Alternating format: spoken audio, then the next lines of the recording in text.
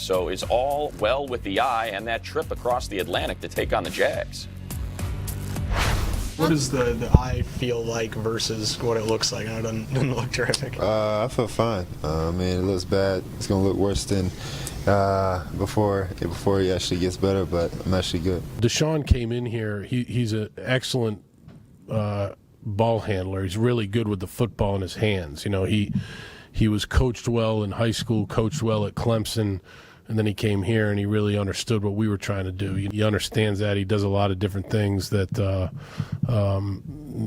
relative to, being able to understand what we're trying to fake and what we're trying to do there. He gets better and better, and he takes a lot of pride in it. He takes a lot of pride in it, and it's a big part of what we do.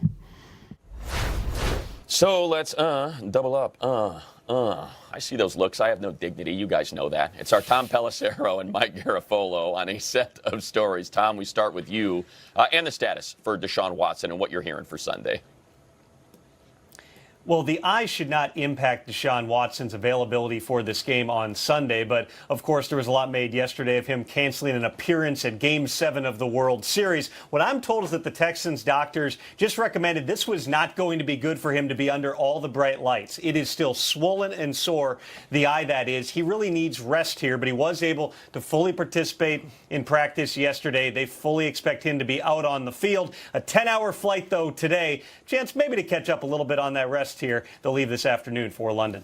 And, Mike, we shift to the NFC East, and Trent Williams back with the Redskins but not practicing. Seems like this is a bit of a weird story. Well, it's been a weird story for a while here because the issue with Trent Williams, when we first reported in the summer that he was going to hold out, was it a little financial? Was it a little bit about the medical stuff? It seemed like a little bit of everything. And now he's in the building, not practicing again for a second straight day. Because of the helmet being an issue on his head. Now, I go back to that report that we had in the summer. One of the things that I mentioned, I was told, was the indication from someone I spoke to was maybe Williams wasn't going to be able to put on a helmet for the entire season because of the procedure that he had on his head. So don't look at this like something that's going to be ironed out in the next couple of days and they'll find a helmet. And I know we're talking about this 2-week roster exemption. They're going to have to find a helmet by the end of that period and everything will be fine. This could be an ongoing problem, and Trent Williams is going to be the one that's going to tell the Redskins and their medical team and their training staff and their equipment staff how he's feeling and if he's uncomfortable. So, yeah, weird, whatever you want to call it, but I would call it an ongoing situation that we're going to have to continue to watch.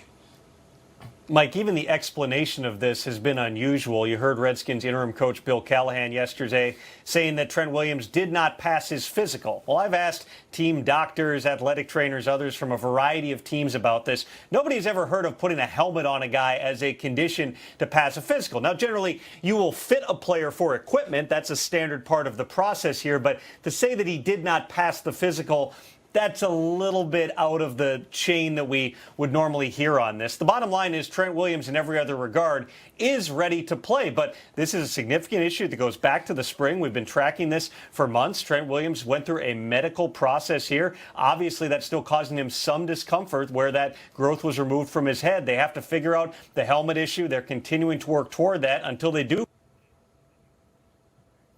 Yeah, and Tom, one more. The Raiders running back Josh Jacobs sustained a shoulder injury against the Texans. Do we have an update on his status against the Lions?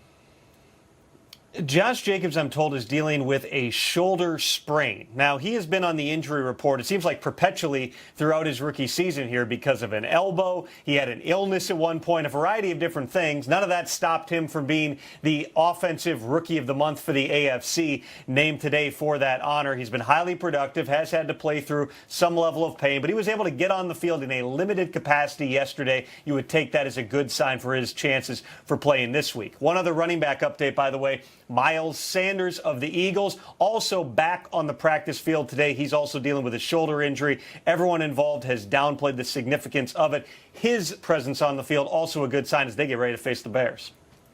Yeah, and just let me just back up here on Sanders and add a little bit. He had an ongoing issue in college. He aggravated it on Sunday and just didn't have the strength in the shoulder, and so they held him out on that one. He was confident in the post-game locker room that it wasn't going to be something that was going to continue. MRIs and everything that have since followed have indicated that it is a minor issue, so he is hopeful he will be a go on Sunday against the Chicago Bears. He and Jordan Howard in that backfield. We saw the two of them on the field together for that 65-yard touchdown run where Jordan Howard was the